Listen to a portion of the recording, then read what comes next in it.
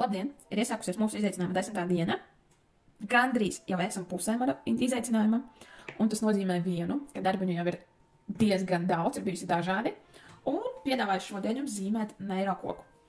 Tātad šodien būs nepieciešams pildspalva vai krāsu marķieris, krāsiņas, flomasteri, kas no kuram ir toks. Parasti mēs zīmējam šādā te horizontālā stāvoklī, kad lapa ir garaniski. Tad šodien mēs zīmēsim vertikāli. Kāpēc vertikāli? Tāpēc, kad koks parasti sākas no lejas un iet uz augšu. Viņš stiepjas, augt un dot savus darba augļus, vispār savus augļus tieši augot uz augšu. Tāpat mēs šodien zīmēsim savas iespējas, savus resursus, savas domas, savas idejas, visu, ko mēs vēlamies divkāršot, trīskāršot vai vienkārši likt augt. Tāpēc arī mēs šodien lapu pagriezīsim tādā te stāvoklī. Nu ko, aiziet. Šodien zīmēšu krāsu marķeri, kas ir nedaudz biezāks par pildspalvu. Un ko? Tad sākam nest neiro līnijas no lejas uz augšu. Dodam viņām spēku augt, dodam viņām iespēju augt šīm te līnijām. Līniju daudzumu nosakat jūs paši. Tas ir mūsu koks, kur ir saknes, saknu sistēma, tāpat tās viņam ir arī galotne. Tā ir droši iedomāt tā kā augsniezīmēt. Katrs zariņš kaut kur iet.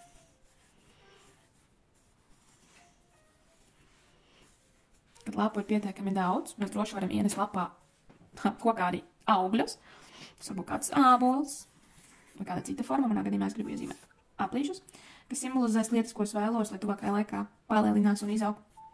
Tas varbūt dažāds gan resursi iekšējie, gan kādas īpašības, gan varbūt kāds pārsteigums no apkārtējiem. Tas varbūt pilnīgi jebkas. Tāpēc es jau arī apakšā iezīmētu. Tas būs tas, no kā tas viss ir izaudzis. Gribu arī šeit aplīt. Un tālāk, tad nākamais, ko mēs darām, ir apaļojam. Tie, kas pieslēdzās šodien pirmo reizi kopā ar mums, tad apaļošana neirografikā ir noteikti tādā veidā, ka mēs iezīmējam tādus kā pusaplīšus vērstus uz āru un aizkrāsojam viņus ar tumšu krāsu. Un tādā veidā rodas jauni neironu savienojumi. Un šis te zīmējums organiski iekļaujās mūsu psihē, mūsu uztverē.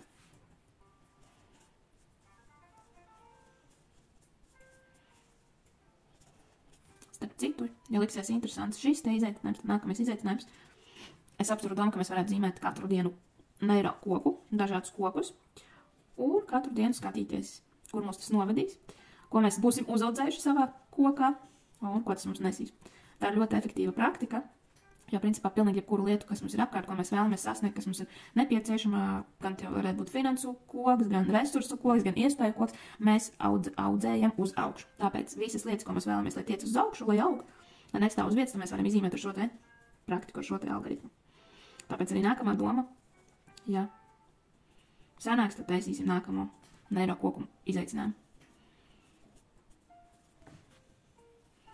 Ja kādam liekas, ka līniju kādā brīdī ir par maz, tad droši kurā brīdī varam iezīmēt līniju.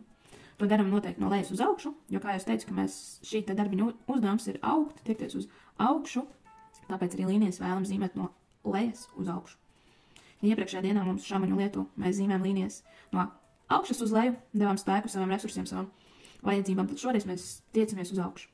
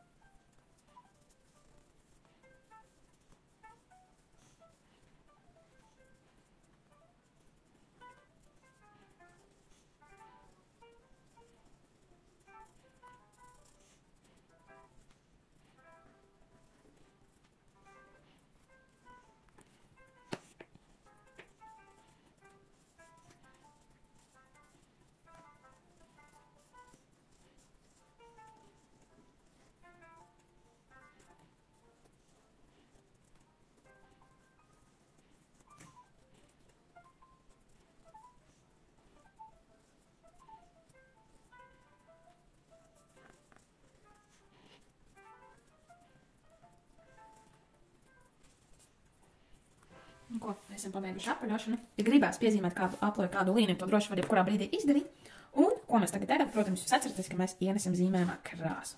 Tātad krāsojam ar zīmoliem, flomasteriem, teksta marķieriem, kas nu kuram tuvāks.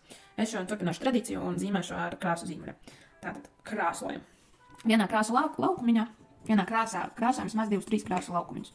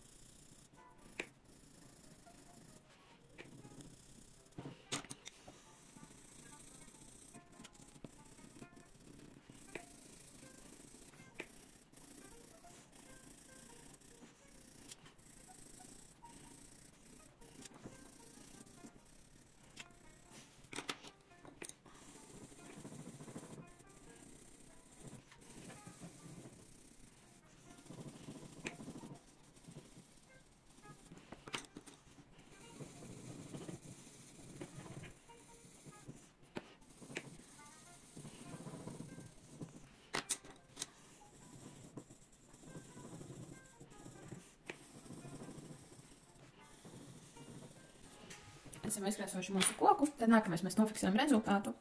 Tas var būt jebkurš aplis, kurš jau ir iezīmēts, vai varam iezīmēt kaut ko jaunu formu. Es gribu šajā vietā iezīmēt apli. Ja mēs iezīmējam jaunu formu, atceramies, ka ir jānoapaļo jaunās līnijas. To arī nedrīkst aizmirst.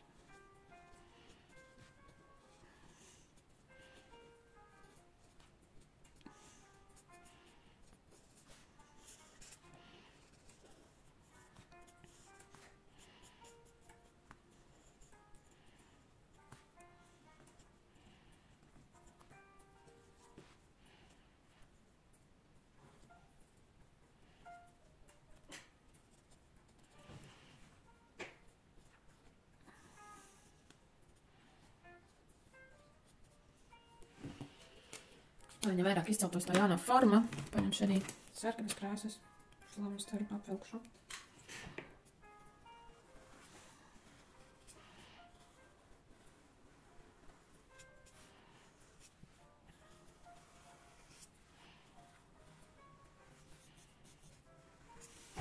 Un tāpatās iezīmēšu arī lauka līnijas, kas piedos šim te darbiņam papildus enerģiju. Šoreiz es izvēlos līnijas, kas jau ir iezīmētas. Arī papildināšu ar sarkano krāsu.